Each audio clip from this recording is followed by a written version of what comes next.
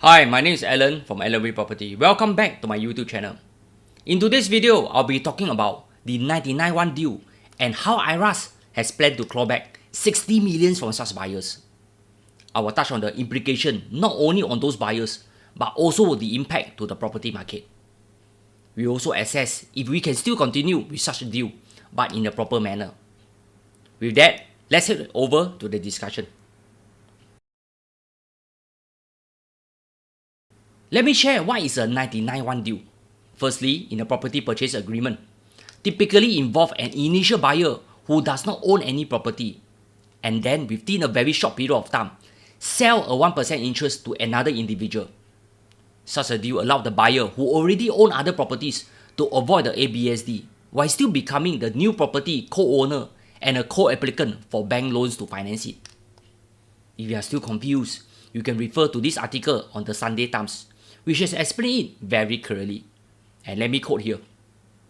In this instance, a father first asked his son to exercise the sales option as a sole buyer for the new home. As the son is a first-time buyer, no ABSD will be payable then. But because the son cannot finance the mortgage by himself, the father needs to come on board as a co-owner. This is done by the son selling a 1% share of the unit to the father shortly after. But the purpose of such arrangement is so glaringly obvious that it is hard for the taxman not to smell a rat, especially when the second sales deal is usually signed just days after the initial purchase agreement. Business Times journalist Jesse Lim recently wrote an article on the 99-1 loophole and how IRAS has discovered 166 cases of private property purchase that involve tax avoidance as at April 2024. And about 60 million in ABSD and surcharge will be clawed back. This after a parliamentary question raised by Ms. He Ting-ru to the Deputy Prime Minister and Minister for Finance. This is the parliamentary reply by Mr. Lawrence Wong. The 99-1 arrangement is a tax avoidance arrangement used by some property buyer to reduce the rightful ABSD payable on the purchase of a residential property.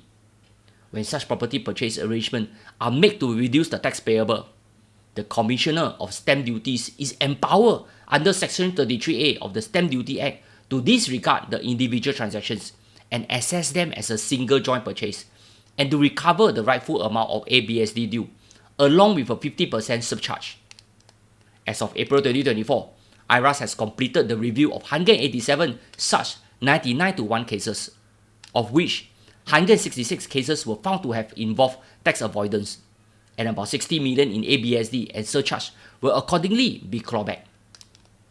Out of the 166 cases found to have involved tax avoidance, about 10 cases with evidence of potential involvement by property agent are currently under review by the Council for Estate Agents. Here, what are the implications to these buyers? If you work backwards on the 60 million in ABSD and the clawback divided by 187 such buyers, this means each of them will have to pay about 320,000 in extra taxes. This is assuming they buy a $1 million investment property. The ABSD payable for second property for Singapore citizen is 20%. This means the ABSD payable is 200,000. Then IRAS say 50% surcharge because you travel under the cover of darkness. This means you have to pay an extra 100,000.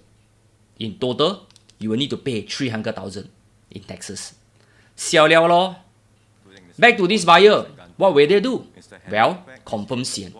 For those that have such money, pay only. Don't need to talk or argue anymore. Finance Minister already said in Parliament. What if there are those that overstretch their finance and cannot pay? Well, you better talk to IRAS on repayment plans. The worst thing that can happen to you is you even have to dispose of your current property. This will definitely be a big setback on your property investment journey. Anyway, back to the impact to the property market. Will there be any? In this Channel New Asia article, it mentioned from 2018 to 2021, about 0.5% of private residential property transacted involving 99-1 or similar arrangement. Senior Minister of State for Finance Chee Hong Tai said in Parliament.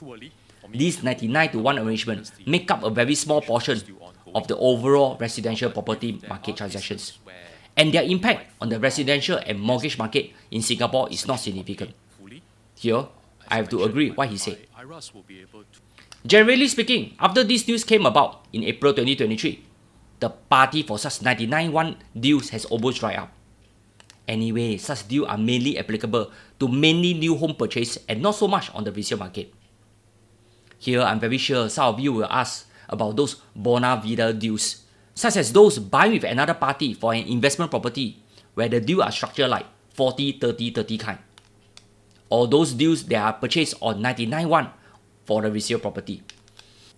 Subsequently, the party may have plans to decouple their 1% to be removed from the property after the SSD period and buy another property on its own. Here, I have previously written into IRAS on the above. I asked, if buyers buying their first property, can they own share in this manner of 99-1 and subsequently decouple in later years so that the other party can purchase another property without incurring ABSD? This is the reply from IRAS. IRAS take a stern view of any arrangement for the purpose of reducing or avoiding taxes. This includes the scenario where buyers purchase properties under a contriving or artificial arrangement in order to reduce or avoid the ABSD they have to pay. On the transaction that you have detailed in your email, we are unable to make an assessment based on your information provided.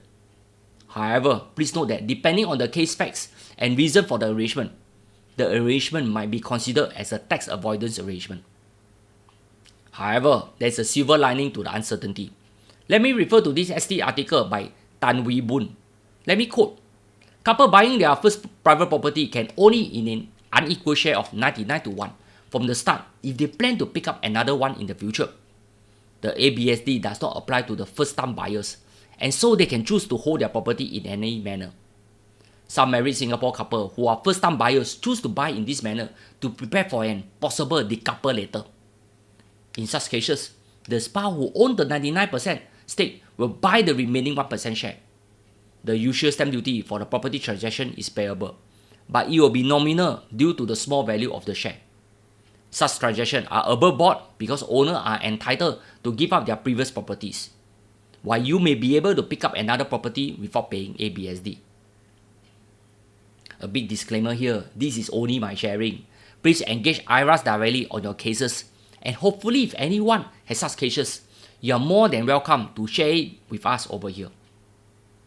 Anyway, for those that need to pay extra ABSD to IRAS, let me console you. On behalf of the people of Singapore, especially our seniors, people with disability and dysfunctional families, a big thank you for your generous contribution to nation building. Majulah Singapura. Before you leave, I would like to say something on this 99-1 saga. Why in the first place people want to buy a second property, yet don't want to pay ABSD? Well, the answer is very obvious. Who want to pay extra taxes? We are talking about a good 20% extra taxes. But the real reason is people has a lot of money or they feel insecure just owning a humble HDB flat or a private and want to buy more to hedge against inflation. Well, this is not wrong, provided if you have the means to buy and the right way to buy them. However, if you are struggling to pay and eating Maggi mee to own that property and make huge sacrifice just to own that second one, then this is a very sad day. In my opinion, let us don't get too obsessed with owning properties for your retirement. Seriously, how much can you eat? Every day eat restaurant? Brother and sister, better careful ho. Extra salt, sugar, oil and MSG. All these are combo to the sun gao ho. High blood pressure, high cholesterol and high blood sugar. Here, if you are staying in a private property, you can easily downgrade to a HDB flat and have cash for your twilight years. If you want to leave a legacy, don't need to worry about your children. If they get married, they can buy their own BTO and what all the way. If they remain single, they can easily buy a resale HDB flat on their own. HDB flat cannot appreciate in value. Never mind, that is their problem already. You no worry. Here, if you are holding on to any property, it is the warmth of the people inside the house. It is never about how big your house is or how expensive you bought it. It is also neither about how many properties you own. Most importantly, do you have good children or sigina to bless? Or do you want them to fight over it in court and split up the family? Do you know what is the worst thing that can happen? In your last phase of your life, you may even need to donate all to religion causes, to endowment funds, and even SPCA in the end. Pretty sad, right? work so hard just to own this property, but in the end, all go to charity. That is why I think charity in Singapore will all what in the next few decades. Anyway, for those that have plans to do so, please remember to give to my alumni, NUS, and remember write their name properly in case it got disputed by your family members. With that, I've come to the end of my video. No hard feeling? See you soon.